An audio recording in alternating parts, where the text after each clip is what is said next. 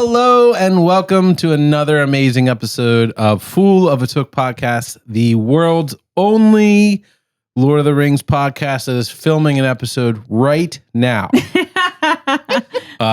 We are here to talk about The Two Towers, Chapter 9. Everybody knows that Chapter 9 is my favorite chapter of all time. And if you didn't know, I just told you about my good friend Shelob's Lair. Shelob. Shelob. How do you pronounce it? Lair. It's French. Lair. Oh my God. Lair. Yes. Lair. Shelob's ear. Shelob's Lair. Yeah. Listen, Shelob is a... Well, I don't even want to spoil Let's it. not spoil it. But Shelob's got a lair, and this is a chapter about it. And Tolkien wrote this.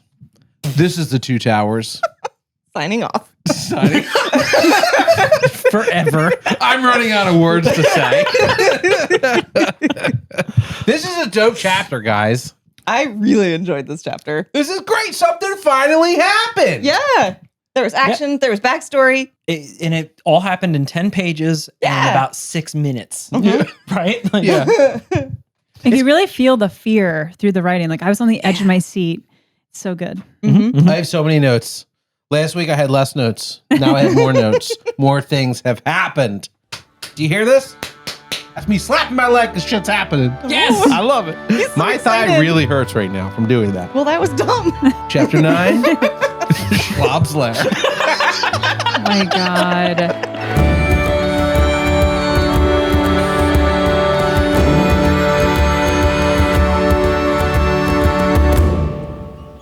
Last episode, Gollum guided Frodo and Sam to the Valley of Minas Morgul.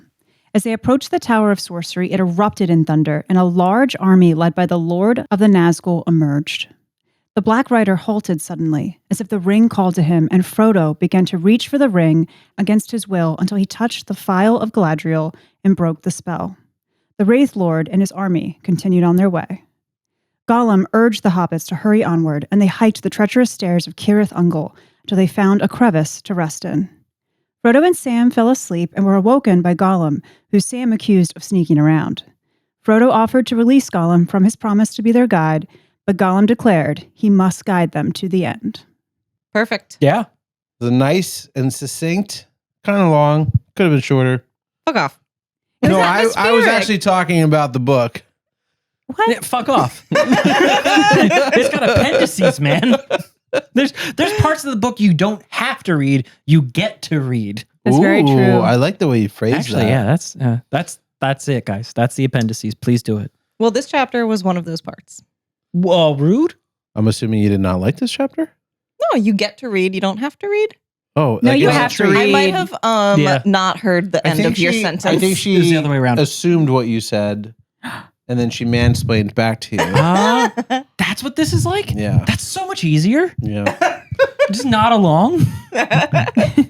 Wait, what did you say? Well, I said the appendices are the parts you don't have to read, the parts you get to read. We get to read this one. It's a treat. It is a nice treat.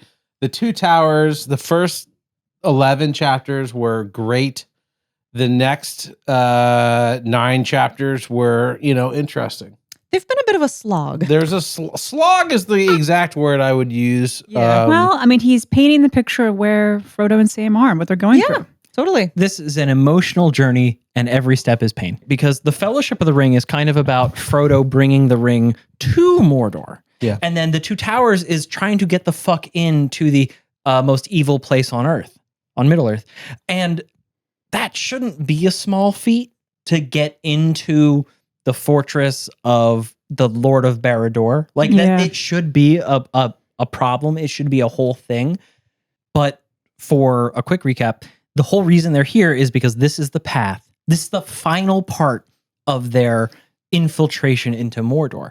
They've climbed the stair of Cirith Ungol. They've come from past the city of the Ringwraiths. They survived the Emyn Muil. They survived the Dead Marshes. They looked at the front door and said, that will not work for us. We need to try the side door. We don't know a side door. Gollum has a thing. It's a bad choice. They're doing it anyway. And here they are now.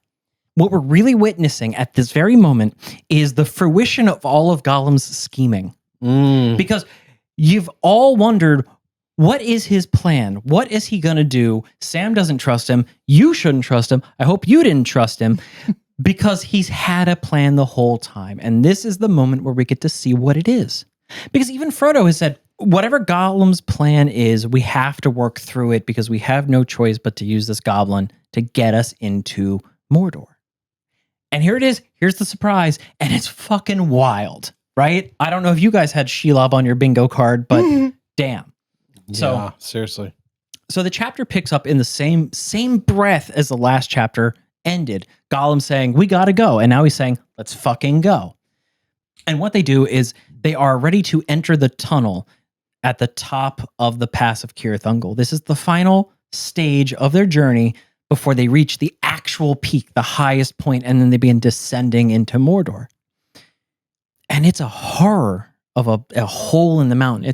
It's a tunnel that reeks. It's dark. It's terrible. And the hobbits just dive in.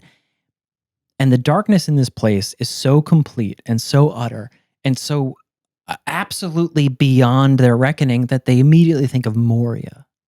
Remember when they spent 3 days walking through darkness and terror and then Gandalf was killed by a demon of the old world? They're in this totally forlorn place, but it's worse because they don't have Gandalf. They don't have Aragorn. They don't have Boromir, Legolas, Gimli, Merry, or Pippin. It's just Frodo, Sam, and God help us all, Gollum. And they dive into this tunnel, and it's a straight shot that kind of leads up into the darkness. They're still climbing. They're still going over the mountains in this thing. And they walk into this darkness that is so complete and so utter in this blasted hellscape that is the Mountains of Shadow, that the darkness here is not just a lack of light. It is an invasion of the senses. It's an invasion of the mind. It's the undoing of the memory of light and color and sound and joy.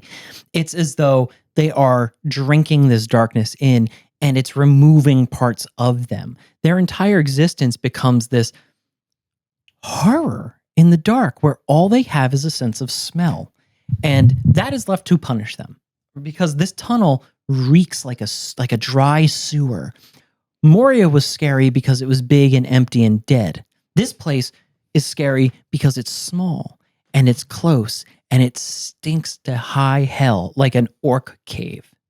And they go along and they're touching the walls on both sides. And they realize there's side passages, lots of little side passages.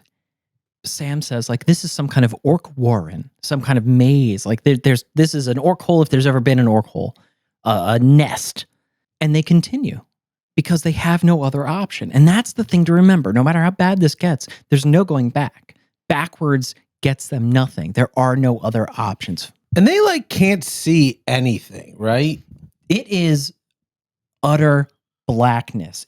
This place has a malignancy that makes time meaningless for them. They don't know if they've been in this tunnel for an hour, for 2 hours, for a day. It feels like night has always been, night will always be, and night is all there ever will be.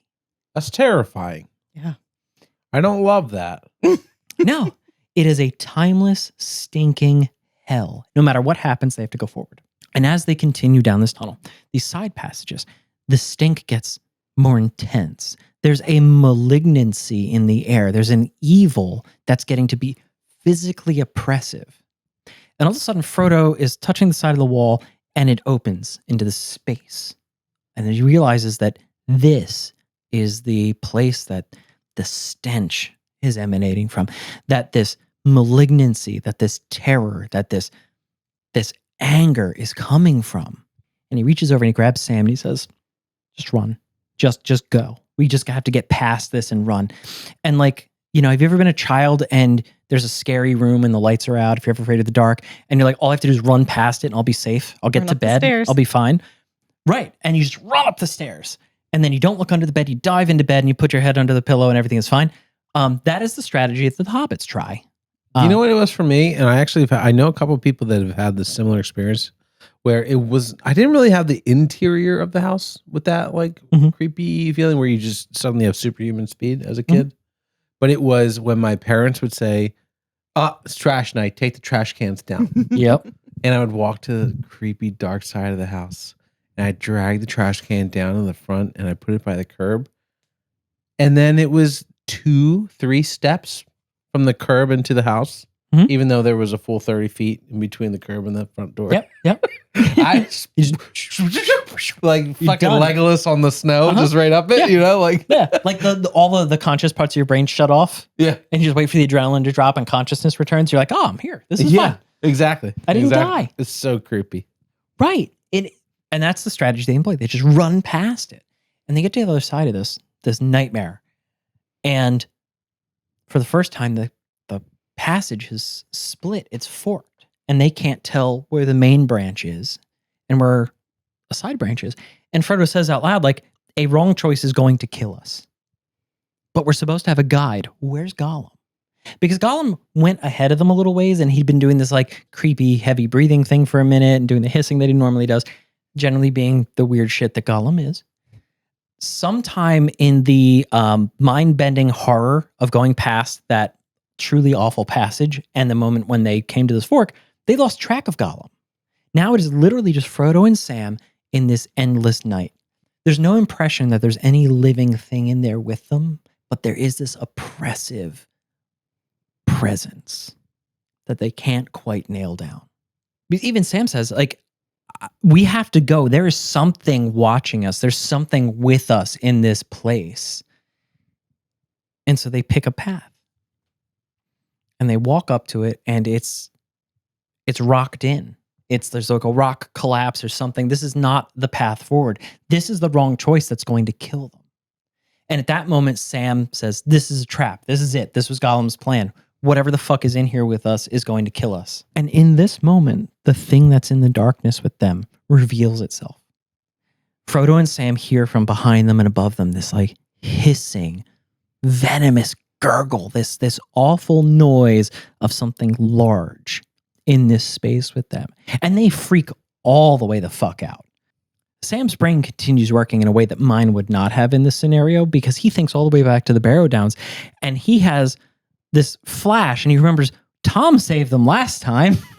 Maybe that'll happen again. What was that song? Right. I would have loved that. Right?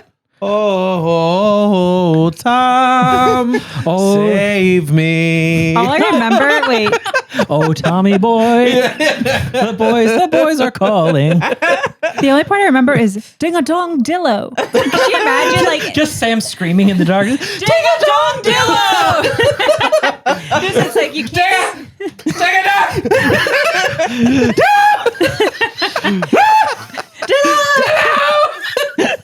Can you imagine if just Tom just kicked the mountain wall in and went, hello, Shelob? Oh no. Oh, no. Yeah, he just like knocks the rock out of the tunnel. Oh, God. Comes in. Oh my God. Sadly, that did not happen. Right. Tom does not come to save the day. No. But what also creeps into Sam's memory is a very vivid image of Galadriel handing Frodo a gift. What does she hand him? The Phial of Galadriel, a light for him in a dark place. And Sam is like, Master Frodo, we have a flashlight. Use the light.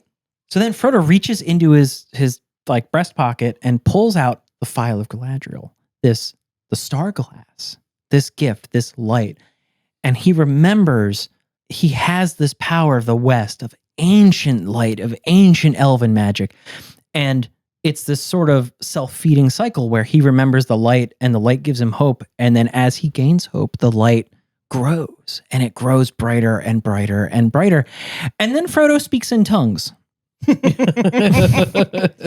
What we are confronted with at this point narratively is that Tolkien switches perspectives on us, because now we as readers learn about the horror in the darkness. This is the equivalent of like getting the Balrog's perspective of what's about to happen in Moria, because Tolkien tells us that as old as this is, as old as the magic that fills the Phial of Galadriel, the source of this light, this power is, there are older and more potent things, and they are evil and wicked and ancient.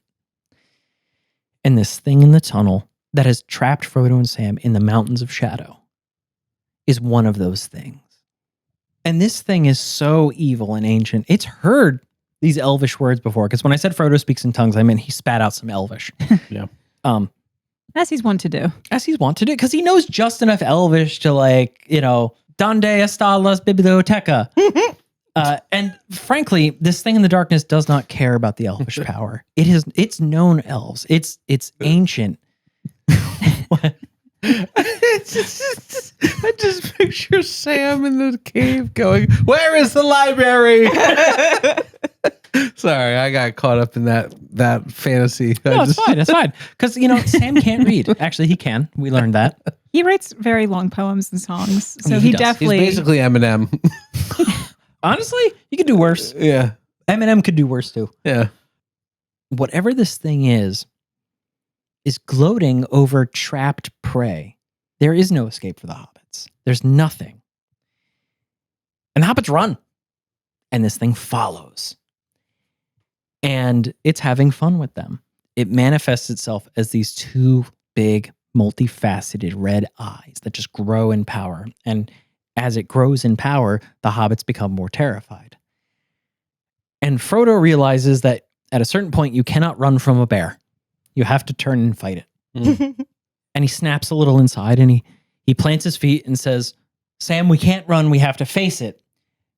And lo and behold, Frodo has chosen in this moment of darkness, in this absolute moment of hopelessness, that now is the time for knife problems. And this hobbit pulls out his fucking sword and he holds up the light of Galadriel and he says Galadriel. And then he just starts running at whatever this thing is. And this thing, this ancient evil power, is a little thrown because it has come to this place, the literal mountains of shadow, to hide from the sun, to hide from the moon, to hide from the stars. And here in its lair, in its home, has come a star. This phial of Galadriel is starlight in the most basic and magical and potent sense. And this light has invaded its home, and now there's this weird little creature with a glowing sword, because Sting glows when it's near orcs. So keep that in mind. There's also orcs about. This thing is faced with a snack that has drawn a weapon on it, and it begins to back away. With this knife in hand, Frodo attempts to solve the problem. And lo and behold, the problem recedes in front of them. This monster does not want anything to do with whatever Frodo's got going on and retreats. And it's Sam who says, hold up, we got to go right the fuck now. Do not chase it back into that nightmare. We have something else we need to do. We just need to escape it. Let's run for our lives. Yes. Reasonable suggestion, Samwise. Right. And so they do. They go back to that intersection, they make the other turn, and they book it directly into some kind of strange barrier. And this is a weird moment because they pull out the light, and what they run into is an incredibly thick spider web. Ugh, I hate Not this like- part. Not thick in the sense that it's just all-encompassing, because it is. It's sort of this gray barrier. There's a backlight, and you can see nothing through it. But the strands of this spider web that stretch from floor to ceiling, wall to wall, layers of it, layers and layers of spider web, is as thick as rope. Sam pulls out his knife, and Sam's like, I have a knife problem. I can fix this. He can't. He can't cut the strands with his sword. And he's freaking the fuck out. And he just starts slamming on it. And Frodo says, pause. Let me give it a whirl. Sam, take the light of Galadriel and watch our backs. And I'm going to take my magic sword and give this a shot. Sting is an elf-made blade from the Wars of Gondolin. This blade was made by people who have fought things like this evil, like this monster in the tunnel. Anticipates Yes. that evil. It's a mood ring, but for murder. Yeah. Because when enemies are near, when orcs are near, it glows blue. Well, it's funny because when Sam is slicing and dicing and nothing's happening, Mhm. I was getting so much anxiety. And I literally in my head was going, you got to try Sting, man. Like, you got to use. And then finally we got there. And Frodo's like, I pulled Sting out. I'm like, right. This is driving me nuts. Right. Frodo doesn't want to cut spider webs. He wants to cut spider. Like, he wants murder. But they get to it eventually, right? And to everyone's delight, and by everyone I mean Frodo specifically, the sword cuts like a hot knife through butter. And he just starts slashing these webs down and starts moving through. And the further he gets, the closer he gets to the entrance. And he realizes there's light, or what passes for light, because for the first time, he realizes they're going to leave this tunnel. They're going to come out of the mountains. They're going to accomplish this impossible task. They're about to break into Mordor, into the most dangerous place in Middle Earth. And they're about to do it. And all they have to do is cut through this shit and keep going. So he does. And he kind of leaves Sam behind a little bit because Sam is doing the rear guard action, right? He's got the light out. He's got his little knife out. And he's waiting for this incredible evil to come and try to get them again. Only it doesn't. He just looks back over his shoulder, and there's Frodo hacking his way and running out of the tunnel, clearing the tunnel at the top of Cirith Ungol. He's made it into the final part of the pass, the part you walk up and you walk down. But there's a tower there, remember? This guard tower that everyone was surprised to see except for Gollum because, well, fuck Gollum. And there's a red light in the tower. It's occupied. There's orcs there. There's someone in that tower. And Frodo's just booking it. He's just going. And Sam's like, hold up, pops the light in his pocket, throws his elven cloak on, and starts going. Because he's no longer worried about the nameless and ancient horror in the tunnel. He's worried about the orcs that Frodo is apparently just running directly at. But what is this old horror? What is in the path of Cirith Ungol that Faramir knew about, that the Gondorians have known about for time immemorial? And Tolkien tells us what this evil is. It's Shelob the Great, the last child of Ungoliant to trouble an unhappy world, is how Tolkien puts it. This is a monster that is malice embodied in the form of a spider, a huge and old and bloated nightmare spider, a true fucking horror of the ancient worlds. This thing is maybe not as ancient as the Balrog, but it's as old as Middle Earth. It has been here in this hole in the mountain before the elves found it, before a single brick was laid at the foundation of Barad-dûr, the Dark Tower. It's older than Sauron. Bro, when you are the last child of Ungoliant, I don't know how to explain this without diving off the deep end on the lore. Ungoliant is the spider monster from ancient times that killed the trees that were the precursors to the sun and the moon. Shelob escaped the doom that sank the western half of Middle Earth. She's old. And she's bad. And she doesn't give a single fuck about Sauron or elves or men or the ring. None of it. All she cares is for her own hunger. Everything is food to her. Everything is food. She wants to eat and kill and eat. That's all she desires. And because of that, because of those desires, that's what Gollum's hinging his idiot plan on. Because Gollum found Shelob when he was skulking around the Mountains of Shadow. Because remember, Gollum is a creature who wants to run from the sun. He wants to hide from the moon and the stars as well. So what does he do? He checks every hole, every tunnel, every cave, every cavern, and he explores. And in this tunnel, he found Shelob. And he bowed down to her. And he promised her food. If you let me live, I will bring you food. Why didn't she kill him? I'm not asking you, but that's my... Right. Would you want to eat Gollum? Yeah, Right. look at him.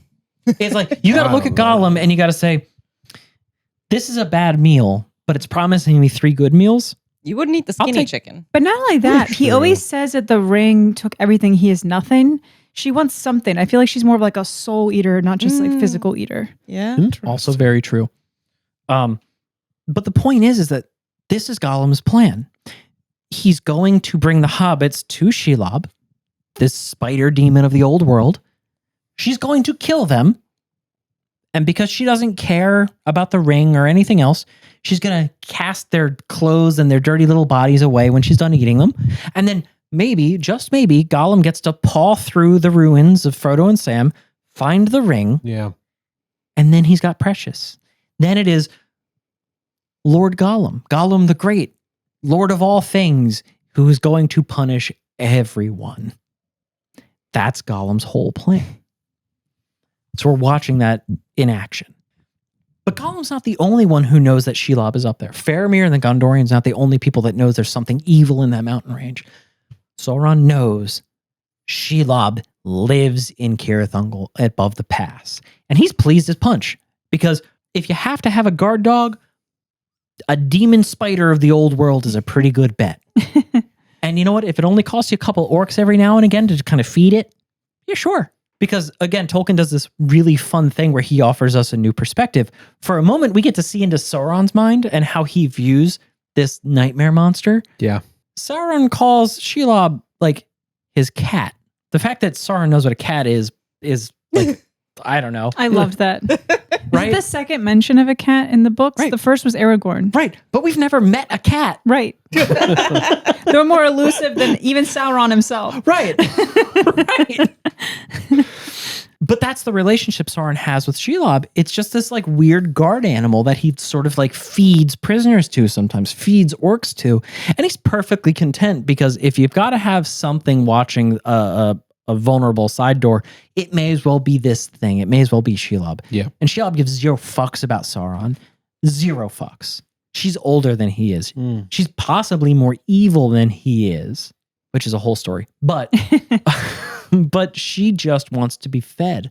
And because he feeds her, she stays.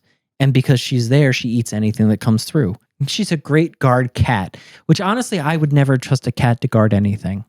Which honestly, I guess, speaks to the relationship. You can't actually trust Shelob to do anything. She just happens to kill things that come through that pass. Mm-hmm. When she's ready, she'll leave. Much like a cat. Much like a cat. Can't trust him. Yeah. So they're 2 wicked monsters with absolutely no regard for each other. But you know who knows none of this? Sam. All Sam knows is that he turns around and Frodo is gone. He's like 20 yards ahead and booking it. Frodo is running for freedom, for joy, for whatever, but just running out of this tunnel and into Mordor, which is fucking bonkers. And Sam is like, hold up, Mr. Frodo, I'm coming with you. And is following him. They get out of the tunnels and Sam sees Shelob, this enormous horned spider monster, has exited a different side tunnel above them and is descending and running at Frodo. And Frodo has no idea because he's only looking forward. And Sam opens his mouth to warn Frodo when something grabs his leg and clamps a hand around his neck. And in that moment, Gollum reappears. Little fucker. Little fucker. Because he grabs Sam and basically says, got you now, asshole. And he takes a second, he gloats and he says, I'm just going to snap you into pieces. Fuck you, you fucking sneak. You're the monster. And in this moment, Sam shows his colors again. He goes like whole ass barbarian.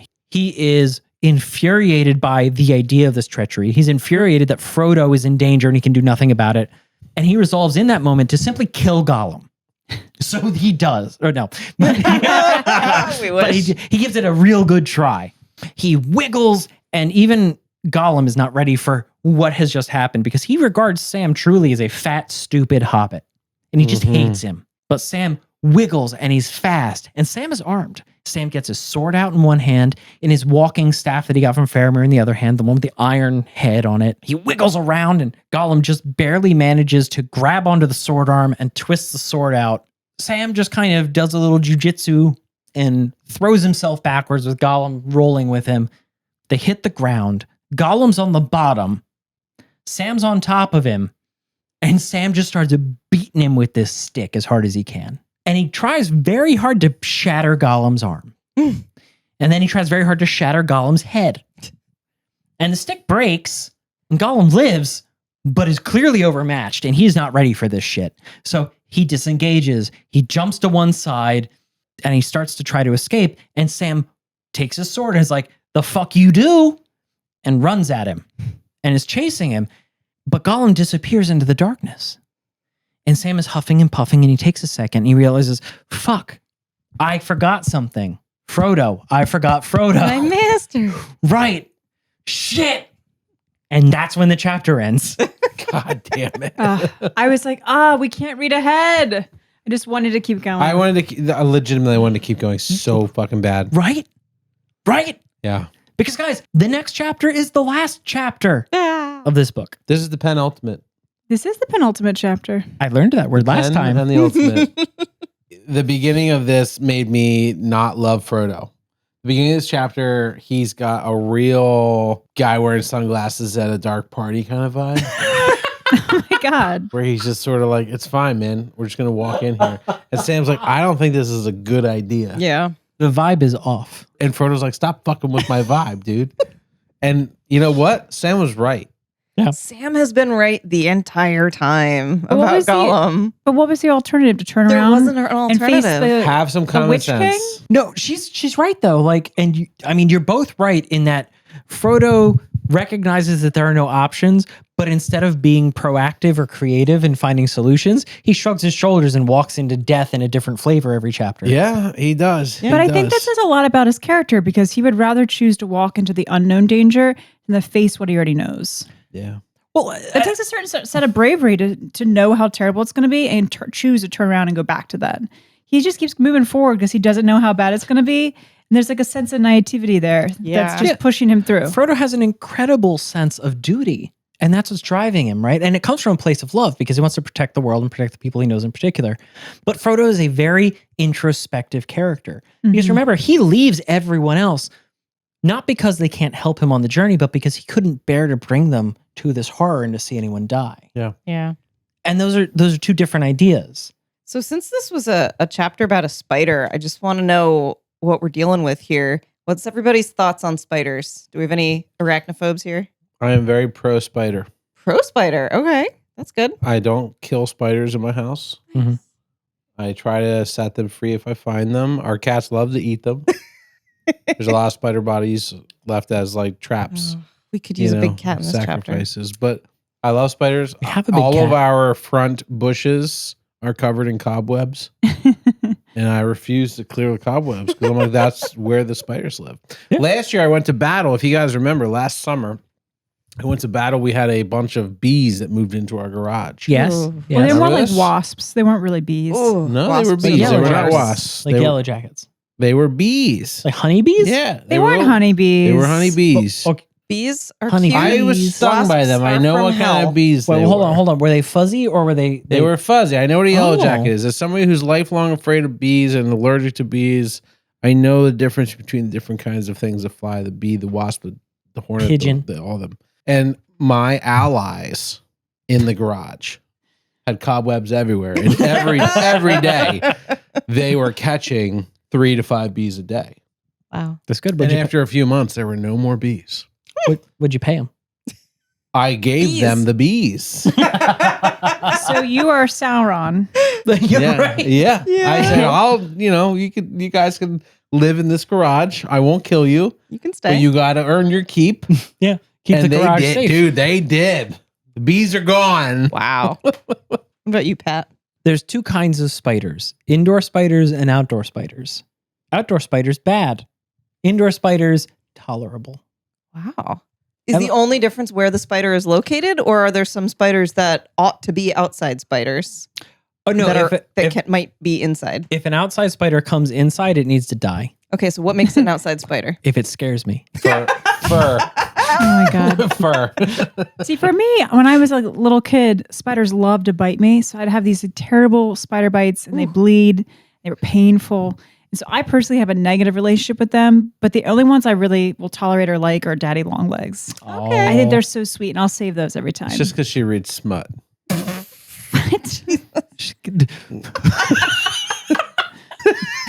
Nope. We'll just let that take its course. Nope. Nope. You can just ponder that Like, on your own time. She goes, it's a daddy long leg. Zaddy. To be honest, RJ, you absolutely hate spiders. I can account Yeah. for that. Did you know that daddy long legs aren't technically spiders? Really? Yeah, they're not. Oh. Yeah. Aw. They're You're huntsmen. ruining everything. Okay, never mind. Her whole view of the world she just went, oh no. I was like, I like this one kind of spider. Turns out it's not a spider. That's actually not a spider. Oh, well, fuck That's me. fine. Sounds good. No, it just insight. cements your opinion on actual spiders. Yeah. Yeah. You don't like them. Yeah, you don't like non-daddy long leg I spiders. don't. Sorry, I don't like getting bit by a bug that makes me hurt and bleed. Like, sorry. Especially in my own home. When I'm out in nature, I'm like, that's on me. I probably sat on their den or something. But it's like when I'm in my own home, I'm like, get out of here. Fair.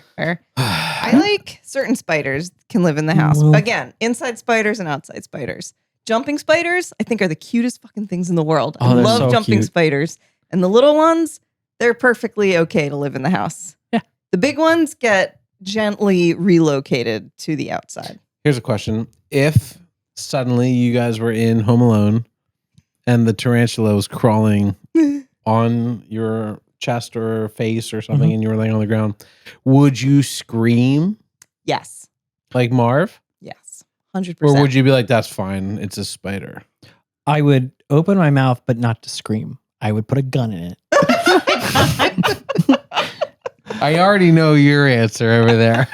I freak out. There is not a level of audio that the human can hear that would rival the sound that came out of her. The sound that has come out of her body when we are like watching TV and a teeny tiny spider the size of a chiclet will come down and we'll see it come down in the TV light and it'll like, just to see that, it's as if someone shot her.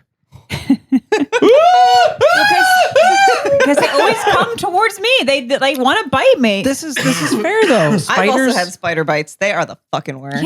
Yeah. And they leave a scar and it Yep. doesn't go away Yes. forever. Yep. Yeah. And you Agreed. get stupid superpowers, and then you got to fight crime. It's And then I bullshit. gotta fight crime and I don't want bullshit. And to. everybody starts calling me Toby. I'm late. Right. Lazy. Right. It's just redheads all the way. Well, listen, I would Yeah. bow down like Gollum and go, Queen Shelob. And she's just kind of like look at you, and be like, And she's like, "Yeah, what's there's that, like an a Philly accent or something? Like, what is this? This is bullshit. You weirdo, get out of my lair. I do have a question though, because when they're going into the cave and they're like, ooh, it smells of something. I can't put my finger on it. It's thick and dark and terrible. They have been around the smell of rotting death before. Right. Why do they not recognize it? Panic? Because they haven't been around the smell of giant spider death, right? It's not the same as being like a wet, murdered corpse. Tolkien takes a lot of effort to impress upon us that this smell emanates directly from Shelob. Yeah. This is not a smell of things being dead. It's just the smell of this vile creature. I did actually assume that she had like a horde of bodies stowed away somewhere, and that was why it smelled so bad. Like she makes a little like family of them Yeah, on the wall That's and so like funny. talks to I them. assumed it was like the smell of like, you know how some spiders can, most spiders probably can paralyze their prey. Mhm. I just assumed whatever that venom was that she had, that was the stench of it. Oh, interesting. But that's what I Interesting. do. I realized when I love an author and a story, I just create with my imagination a yes and, so there's Yeah. no holes. You just fill in the I just gaps. fill in the plot holes Yeah. for my favorite authors. Yeah. So my brain came up with that. So I was like, I that's love what it. they're smelling. Yeah, perfect. It says that they smelled something that made them real, made them, you know, almost vomit. What smells make you do that? I have a pretty strong stomach. Yeah. Yeah. So does smell not make you want to vomit ever? I smelled a dead rodent or something in the basement the other day, and that kind of got to me. A dead rodent? Yeah, actually, Okay. Something rotten in the walls. Well, because it kind of like that actually feeds into what you guys were saying, is because I always imagine spiders as like, you know, like Shelob in particular, like draining all the goo and the juices out of something, which would leave like a dry, desiccated corpse. But what you smelled was something in the process of drying, Yes. which means it's rotting. Yes. And that like Smell of musty, Yeah. that corpsey smell, that gets me every time and kind of like, whoa. But what really kills me is when I smell something that I know is terrible, but it shares like a sort of a profile with like, something I would associate with like a food somehow Mhm. or something else. And that makes my brain break. And I hate it every Yeah. time. Yeah, for me, it's also goes back to a very specific moment. So one time, Chris and I went to Utah for vacation, and we were driving in these back roads, and we had to go to this like truck stop or gas station on the side of the road in Utah. And this porta potty Oh. had not been cleaned in months. Is in the middle of the desert And of someone Utah. had severe diarrhea and vomit It on was the 130 ceiling, on the degrees inside. walls. I mean, you open it up and the amount of flies that were in there as well in this tight enclosed space. And that stench, that rancid porta potty is immediately what I thought of. I normally don't also gag. I have a very strong stomach. I almost threw up and I couldn't go. I had to go outside in the out in the wide open. I didn't care. Yeah. I It couldn't looked go like in. somebody opened the door and then just Exploded. exploded. I think you're right. I think missed it. porta potties is the Rancid smell porta that I can't potty deal. is something. I'd rather go outside and have everyone just see me. I don't care. I can't do it. Bring a shovel. A relatively clean porta potty is no problem. Yeah. No problem. Yeah, we have the- one at my barn. That's the only bathroom there is. If at the somebody barn. throws up and you smell the throw up, do you then feel like that's going to make you throw up. No. For me, it's the act of watching someone throw up. That would make me throw You ever up. seen somebody throw up on someone else? Yeah, it's great. It's amazing how fast I wanted to throw up. There's two things that make me want to vomit when I smell it. One is when you test whether or not the milk is still good, and it's not. Right. That is a So moment where I spoiled pull milk. it away and I have to like, or I'm gonna Wow. like, it's gonna come out. Something about that. The other thing is sulfur. Oh. So when you're like hiking, Like that egg smell. and there's that, Mhm. like, they're like, oh, there's a lot of sulfur in like that lake. That something about it makes me smell like rotten eggs, and I'm just like, ugh, You can't go to Yellowstone then. I can't. We called I it don't- Yellowstone National Fart. Yeah. The entire place smelled like sulfur. It Oh, does. no. All of the steam vents are like sulfuric acid, and they are pretty strong smelling. Yeah. Yeah, it's the most beautiful place on earth, but it smells like a wet shit. Yeah. I also thought it was really crazy though that when they're walking in the fucking, I don't know if you guys caught this, when Sam and Frodo and Gollum are initially entering into Shelob's lair and they're going down the tunnel, it says there's not even an echo after they call out. Right. We know that rocks reflect sound. We know maybe dirt might intercept some of that, but there's probably some dead bodies they're not even seeing that they're walking past. That Also are absorbing webs. That. And webs too. Webs. Yeah, that's I think the Yeah. wedding's probably it, right? Yeah.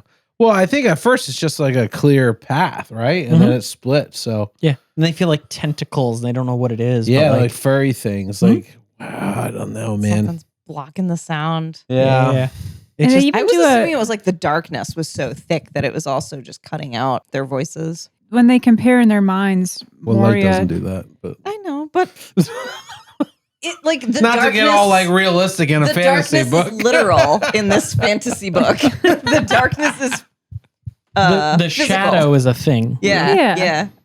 There's like a heaviness on the air because like they were having the trouble breathing and stuff. And I think too, it's cool when Sam and Frodo are comparing Moria to, Shelob's lair. They say that in Moria, at least there was a breeze going through, and there was sound, there was space. This is enclosed; it's stagnant. There's no air. Mm-hmm. There's this just terrible stench. It's like literally the only sense that they have of where they are. It's like something is stopping the air from moving, Right? blocking it. Yeah. Yeah. When they talked about that, like that closeness and that warmth and that like dead air and the stink, the only thing that came to my mind was like, I don't know about you guys, but like, have you ever known somebody who's owned like a lizard or a turtle or something, and it's just that weird reptile smell? Yeah. And it just like, and there's this humidity, and it's fucking disgusting.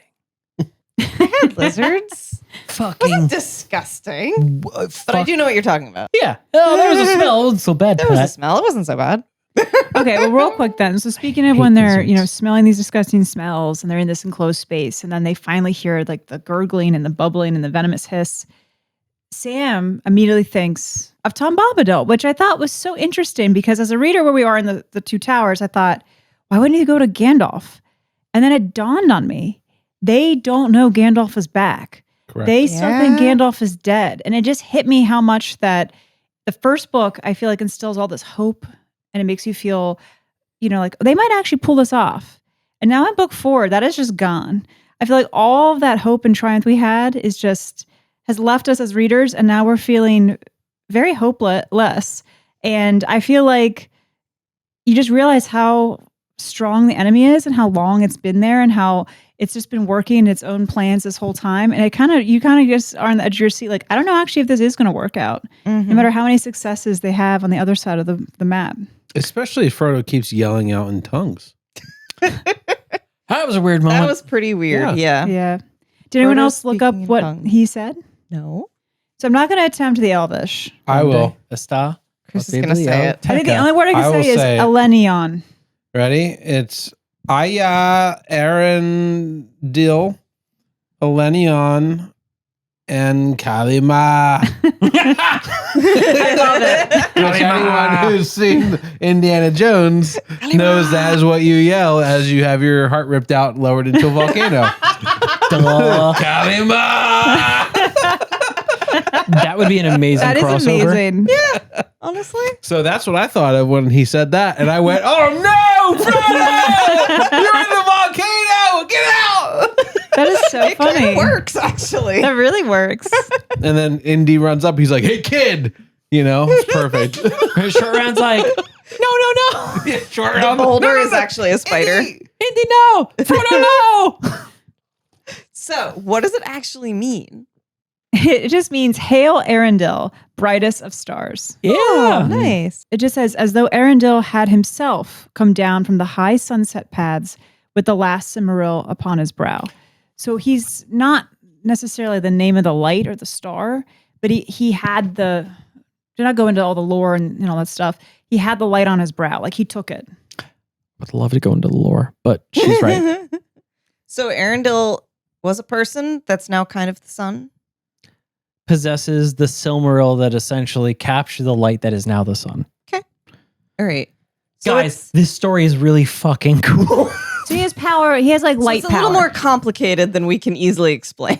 Which is why there's a whole other story in another Yeah. book. Got it. Okay. It's called the Silmarillion. Meanwhile, I thought Frodo was just reciting every elfish word he knew.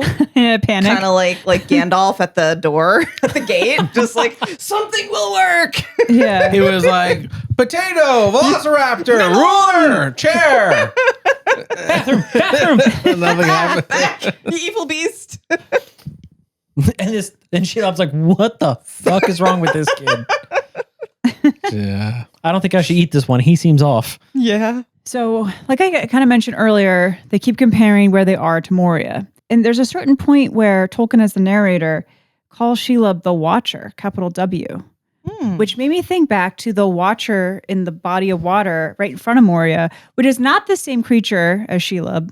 But then I had that question, like, do you guys think that's just like the Watcher is just like this malignant presence that watches people?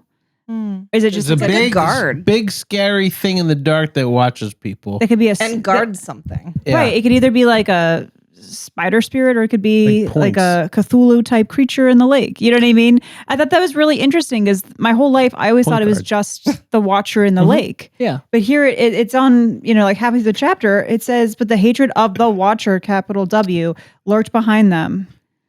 So to me, what that suggests is that not that Tolkien is saying that the Watcher is a single entity, is an idea, Right. but more that it's capitalizing like the thing that's watching them and just shortening it to the Watcher. And it's creating a character without detail. It's creating a Right. character out of an idea. Which makes it even Right. more ominous. Like, I'm Right. actually more scared because it's not being spelled out for me. Yeah, at that point, they don't know what it is yet. Right. All they know is they are being watched.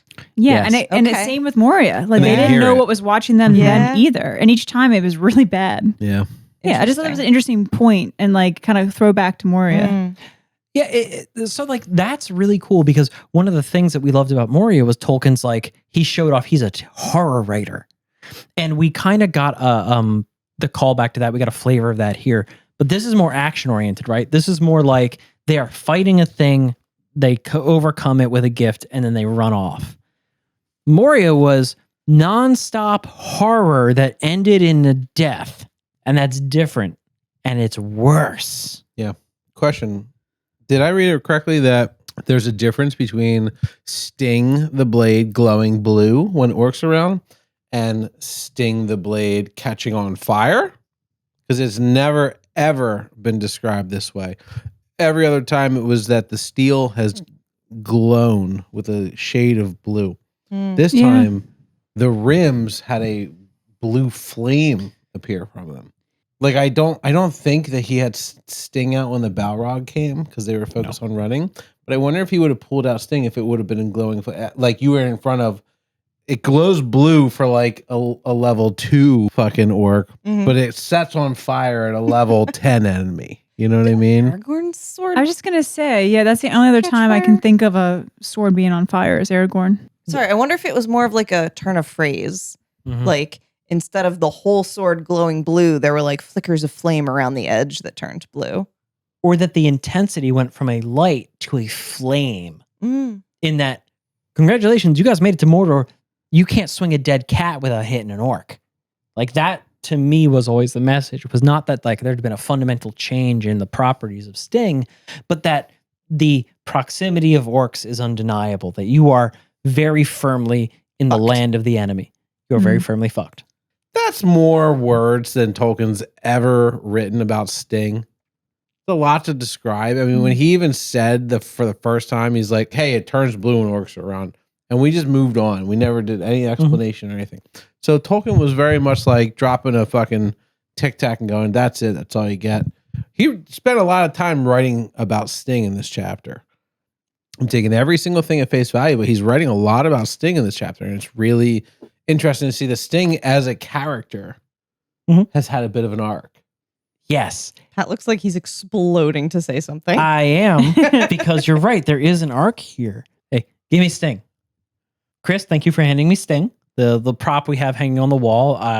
When you bought this, I thought it was irresponsible, but I've slowly come to realize that it's fucking rad. It's my version of the map for you. Oh, it really is. Because this is like, it's a replica of the sword Sting. It's probably 2 feet long.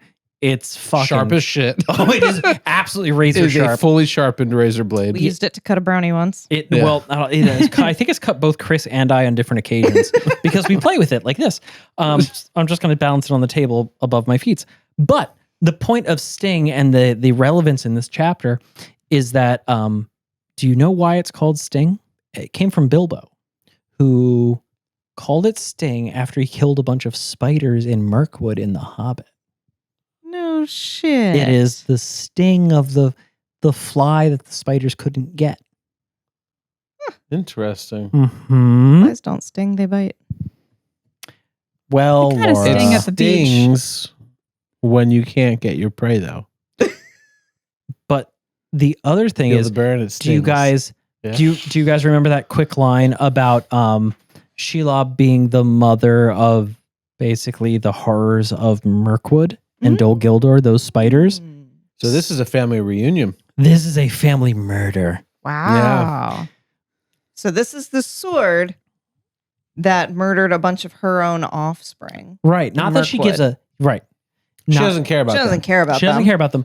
She But even the said they're bastards. Right. The spiders that Bilbo killed in Mirkwood are the offspring of Shelob. Yeah. Whom Frodo just faced down with Sting. Nice. Do you think she understands the irony? Absolutely not. She doesn't know them. She Would've doesn't been give a perfect. shit about anything. She would probably thank Frodo for making room for better spiders. That is wild, dude. Now, speaking of family lineage, it says that Shelob is the last child of Ungoliant, and it just leaves it there. Who or Yeah. what is Ungoliant? So Ungoliant is actually in the language Sindarian, and the word just translates to dark spider. So it's a type of like spider spirit that's been Oh. around since Like the dawn of essence time. spider. Yeah, it's very malevolent. How might one say in Sindarian, evil dead spider? I don't know. I need to know. If you know Ungoliant, this, let me one know. word, Ungoliant means dark spider. So Evil Dead Ungol. Wait a second. Ungol. Yeah. Fuck. Yeah. Fuck. Yeah. Cirith Ungol. Yeah. Passive the spider. Yes. Oh, she got there. That's what college degrees gets you. I love you so now much. you know what Torque Ungol means. Yep.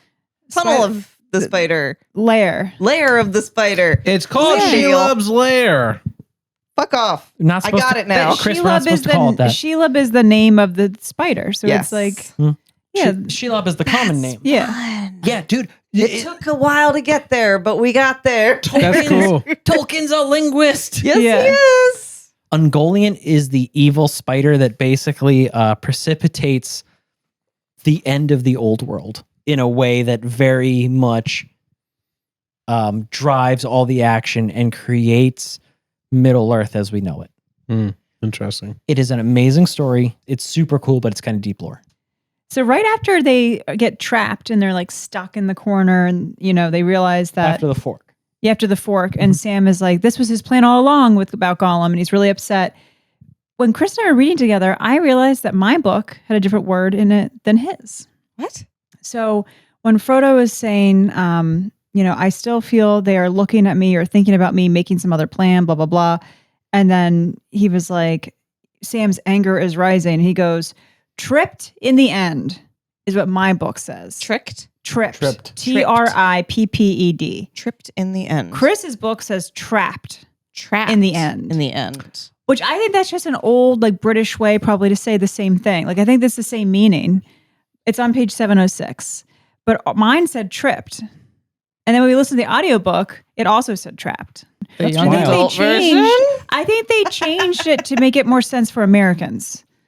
Yeah. Like I feel like British people just read that and be like, oh, they understood it means both things. Like to fail and to be trapped. Right. Well, we established early on that Lord of the Kings is a different book. Well, that was the Timo version. I We've have a left note that that behind. says RJ has a Timu copy finally. No. Well, what's interesting is This is the later on that legit page, one. it does say the word trap. It says the trap was broken, just a few lines down. It does. Yeah. Oh, that's so interesting. funny because mine said the trip was broken. Ah, ha, ha. Truly and honestly, of all the things the editors could have caught. In the end. And that's what I love, that a lot of people have been commenting that. And, Pat, you've said it a couple times, that the editors really fought Tolkien to the nail through the whole editing, revising process. That's what And the that- prologue taught me. Yeah. Well, that was his son. That was Christopher. So I want to talk about language. Tolkien uses a bunch of words here that I don't really quite understand. And I think that they are weird and I don't like it. The more I lay in bed thinking about it, the more I'm like really into it. First of all, he said hewed again.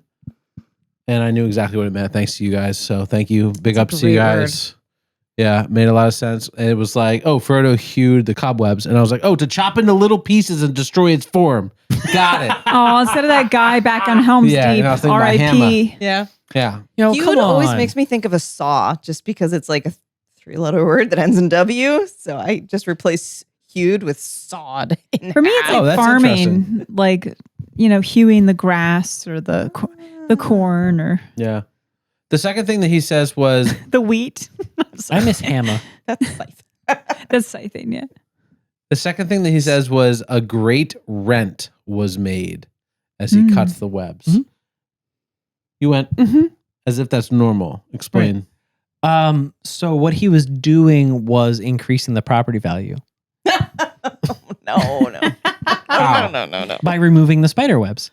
So a So great now- rent was made. Yeah, so now the rent goes up because now there's fewer spider webs. I hate you so much. What, did you guys not know this? What does he mean by the rent went up? I mean, he made a great Lair rent. just became a billionaire's pad. It's gentrifying. Oh my God. Actually, honestly, I know don't- it's pronounced gentrifying. Shut up. Is that a weird? Okay, is that a phrase or a saying? Rent is the past tense of rend. And to rend is to break apart. Oh, geez. Okay, I'm Rip sorry. apart. Yes. Rend? Rip apart, yeah. Yeah.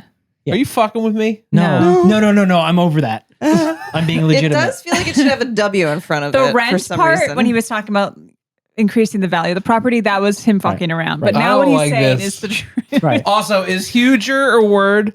No. Huger. Huger. Tolkien wrote it twice. Huger. Twice in this chapter. Huger. Oh, I Said think that's, twice. I wouldn't use that. What do you mean? It's big. It's Bigger. bigger than huge. Yeah. Huger. Huger. He literally wrote I mean, more huge doesn't sound right a thing either. huger than, and I literally went huger. Larger. Isn't he a linguist? Well, like it's just a matter of scale, right? Because like larger. Google says that huger is a joke word. Oh, It's you're, it's a mimetic word. you're gonna trust Google now. Yeah, I looked up huger, not hooger. God. Huger, and it said basically it was like a joke word. Like you would never seriously use the word huger. You would use it to be like, well, my dog's huger than your dog, as like a joke. I wouldn't And use the word. I'd pick a didn't- different word. He didn't say it as a joke. He said it as Yeah. like a Doesn't mean serious it's not real sentence. though. I guess. And I was curious. It sounds to me like a fake word. Do you guys hear that and go, well, you went with your smarmy little when I said rent. What happens when I say huger? I respect Jert. I respect his choices. Honestly, you have to. I mean, I don't respect Google. All right. You? Again, I wouldn't use that word, but I don't think more huge sounds more correct. Yeah. Corrector? It just kind of reminds me of like medieval English. Like I just feel like, I don't know, with American accent, I wouldn't say it. But if I had a proper British accent and I used it with like huger than, That sounds a little more proper. Anyway, discuss amongst yourselves, in a audience. comparison sense, maybe. Mhm. Yeah. You guys know what the Huguenots are? Oh my God. I guess I got two of you. Done. That's one more than I thought I was going to get. Did you guys know that spiders have claws? I do now. I do now. Demon spider spirits do. Bang. I was very confused because this entire time they were describing the spider in very good description. Like I'm sitting there, I'm picturing this whole thing, and it got a little sexual for a second. Like horns and tits. Yeah, horns, tits, and the great big long bag between her legs. That glows. glowed That and glows stank. and stank. That got me a little thrown at first, but I was like, Right. okay, I'm picturing this thing. I thought it was a girl.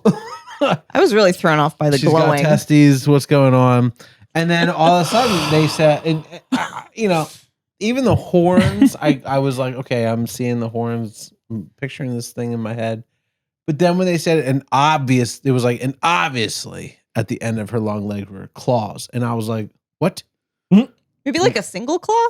What? Like I'm picturing crab claws, like Like a velociraptor. what's going on? Just You walking know? on a single little claw at the end, like a crab. I don't know. Claw. I just. You mean like a crab claw that like like the little scissors motion? Like she's got 8 little feet at the end of her. Ew, dude, that's so gross. That Each is leg so has 2 gross. feet on No, it. please, no, God. Please, God, no. I imagined a single claw. So like crab. it's Just like tap dancing across. a big nail, like Yeah. like this thing, Yeah. Like the velociraptor. the Velociraptor Jurassic Park thing. Because, I mean, honestly, a spider is just a dry crab. Yeah, it's true with extra legs. No, jeez. Did anybody else notice when Gollum attacked Sam, the way it was described really threw me off? Yes. It said one hand grabbed his mouth Mhm. and another hand grabbed his neck. And Yeah. something else grabbed his leg. And I was like, what? Yeah, for a second I thought No, y'all he's were real. dirty. No, I thought, oh, he has a tail. Then I right? said, wait, he doesn't have a He's a tail. fucking hobbit. Yeah. And then I just let it go. I didn't want to know. Obviously didn't. That stuck with It was me. Gollum's hammer. Well, especially because Laura, it starts with a long, clammy hand went over his mouth. Instead of Mjolnir, it's Yuckmir. Yeah, I mean, I'm hoping it's a leg, is all I'm going to say. I was guessing a leg, but it just, the way it was written, I was just like, what? Well, Yeah. especially because next, like, Sam overtakes him. So, like, if you think about it, Gollum, this little twig of a hobbit who eats raw fish for sustenance, is standing on one leg like a flamingo, wrapping his body around Sam. I mean, Sam has the weight on him. Like, I think that's how he got him knocked down. Sam's got some mass. yeah.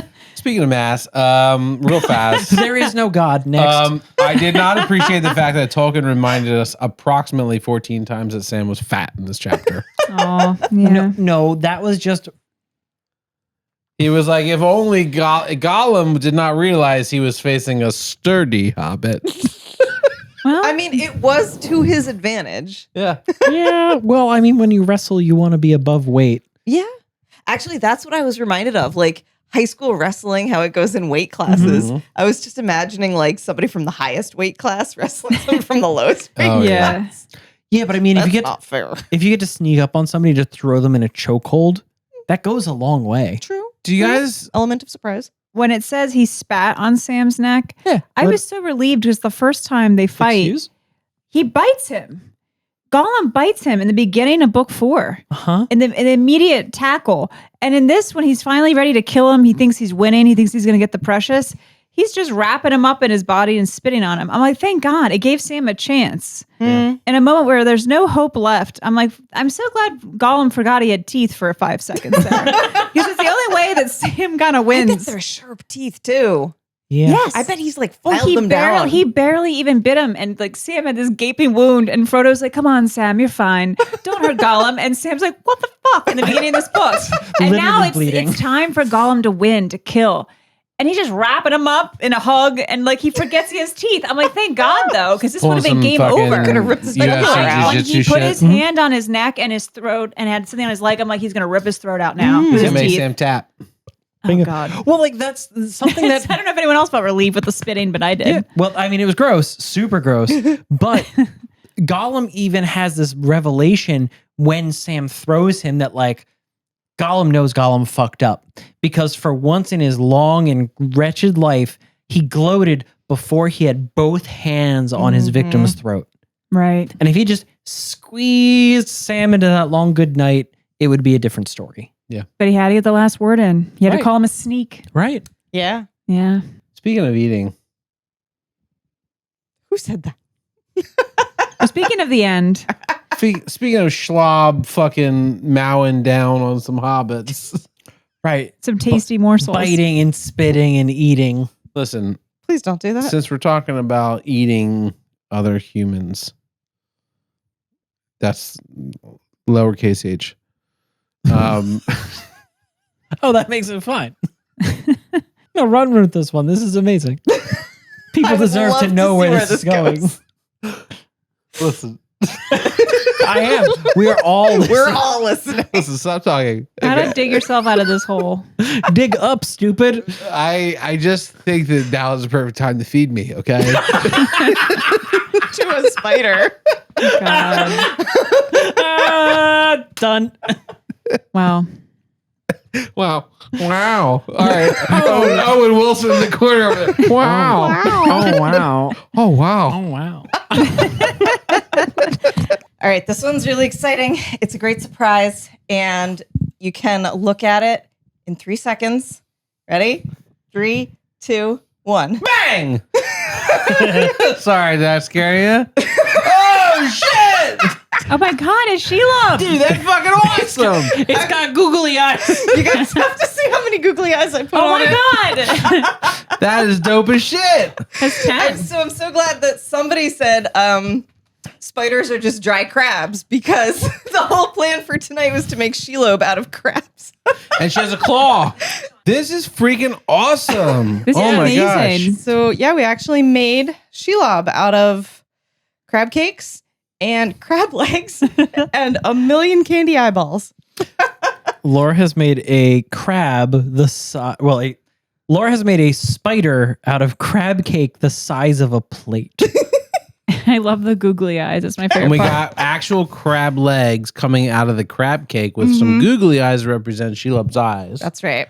And I was going for the right scale here. The legs had to be much bigger than the body. Yeah. this is really accurate. Honestly, legitimately 10 out of 10. Thank you. Yeah, very impressed. Yeah. Now let's try it. And I did make everybody individual crab cakes so that the whole thing doesn't go crashing down when I love it. pull it Yeah, like we apart. just don't smash into each other's faces and lose all the footage. I'm going to try whatever. this crab cake. Yeah, you can also grab a leg if you need to. Ooh, it smells like crab too. This is really good. Smells like you. despair. The whole thing wasn't supposed to smell as bad as Shelob did, but like if you don't like seafood, it maybe. It's a good crab cake, legitimately. Yeah. It tastes better than orc.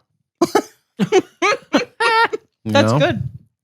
Considering this crab is actually a spider that eats orc. I appreciate how much actual crab meat is in it and not just filler. Mm-hmm. I feel like so many times you go to a nice restaurant and you're like, oh, I want to have a crab cake. And it's like all breaded. And you're like, Mhm. Yeah, but Lord. I Did you make also this crab like cake? that. Yeah, This is amazing. it's a pretty good crab cake. My favorite is when I went to a diner in like central Pennsylvania and ordered a crab cake because I'm stupid. yeah, that and was your it came first out mistake. made of fake crab, like fish. Yeah. Are the crab legs edible? Yeah, I Yeah. baked them. It's crabs. How do I eat a crab leg? You got to crack your Carefully. shell. If I want to eat this now, how do I do it? Do you want to The race? same way you would normally eat a crab leg. He normally doesn't eat crab. I His don't family eat wasn't crab seafood. legs. You Here, I'll show you, crack it honey. open. So you're going Oh. to take a leg. Show us. Oh, there's a toothpick in it. I got you. I see that. Guys, Gonna the take a leg. balancing act to get this thing to stand up, atrocious. So I think the easiest way is just to pop that. And then you take this and you crack it. And you Usually just there's pull the tiny meat little out. forks that help But if you get the crack meat it out. right, it will come out in a big piece.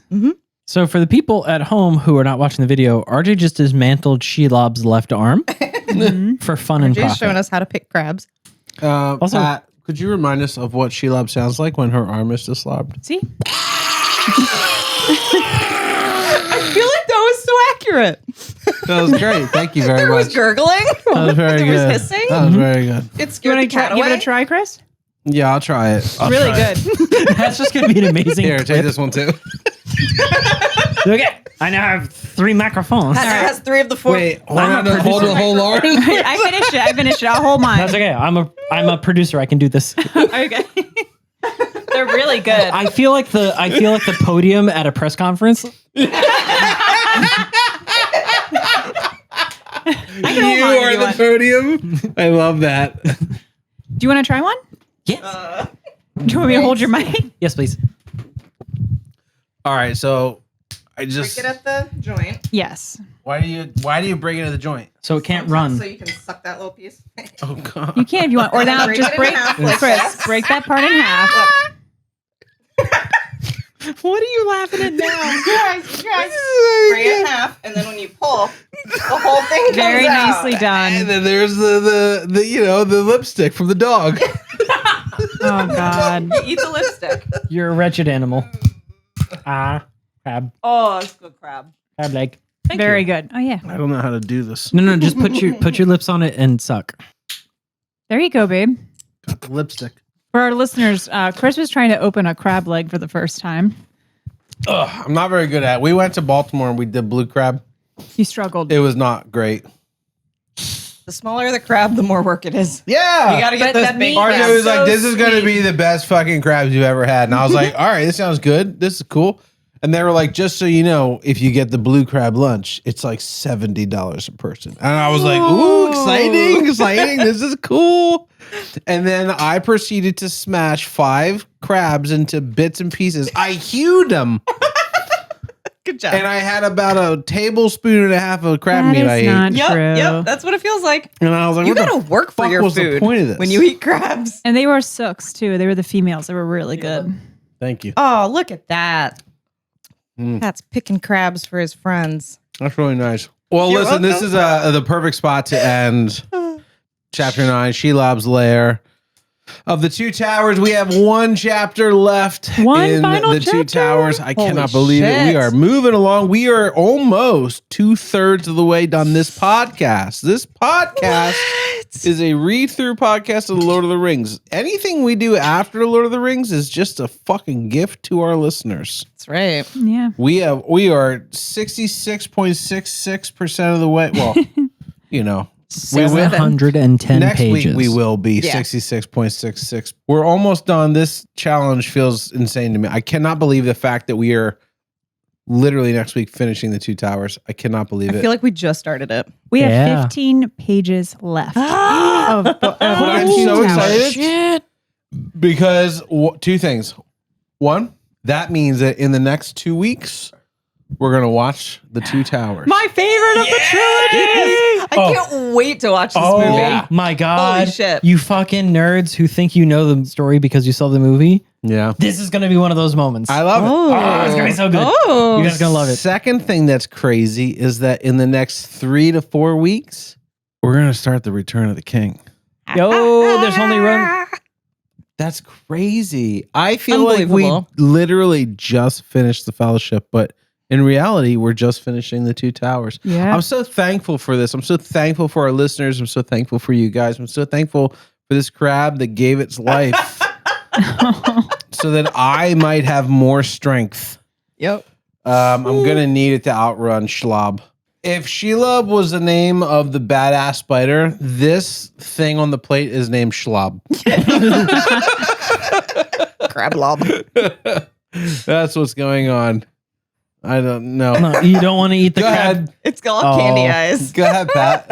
I'm going to eat Shelob's face, which is a small crab cake covered in candy googly eyes. And I'm going to do it in one bite. About 10 of them. Oh, Oh, he Pat's did about it. to choke. We don't love this. We do have a very large insurance policy that we took out on this podcast when we started it. Woo! After knowing I thought who you our were going to sit on this like nightmare of a after, human. after when knowing Pat our started open his friend, mouth, I thought he was just going to vomit up a crab cake. just projectile vomits. It's just eyes everywhere. It's just darkness, like in the fucking chapter. I love it. He's got a face going on here. It's a no-go. The Pat, eyes. how would you describe it? A mistake. We all could have told you that. MISS steak or MS period steak? Is she married or no? Yeah, is she married? Is she hot? What's going on? Not Give my us the problem. She got a lot of onomatopoeias. Oh, she got a lot going on, bro. Yeah. Because I got to tell you, guys, candy does not make a crab cake better. No. No. But you know what makes a podcast better? Crabs? Knowing the name of the next chapter. What is the name of the final chapter of the Two Towers? The final chapter of The Two Towers is The Choices of Master Samwise. Really? The Choices of Master Samwise? That's Oh, a yeah. cool name. It's so It is dramatic. such an epic chapter. It's such an epic way to finish this book. I can't wait for you guys to read it. I can't wait to discuss it next week. I'm so curious about what the choices of Master Samwise are. Me too. I guess I'll find out when I read the chapter, though. I think I have crab on my That's a face. wrap on Full of It Took, Chapter 9 of The Two Towers. Thank you guys so freaking much for paying attention, for hanging out with us this week. Once again, if you are an audio-only listener, first of all, we love you. Thank you so much for being a follower of our podcast. But if you are interested in watching us, we do have a full-on filmed YouTube show.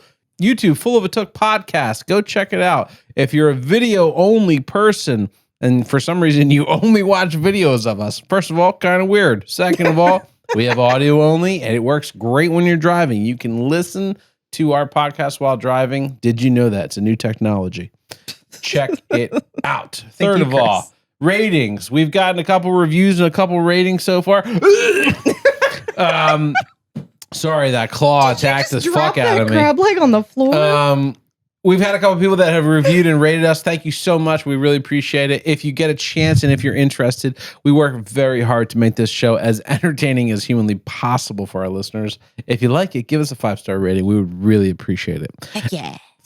Fourth and final thing I got to say is that we are coming to the close of the second season of Full of It Took. I have to say it. I had to say it at the end of season 1. I got to say it at the end of season 2. And next week is the end of season 2. That once again, when we are finished the Two Towers, we are going to be taking a small break. And in that break, we're going to refresh ourselves. We're going to get ready for season 3. We're going to do what we need to do. Laura's got to come up with some awesome new things to make for the show. And I got to edit 1 billion episodes. So I I'm just just going to want birth a child. No big deal. Yeah, and also we're having a baby.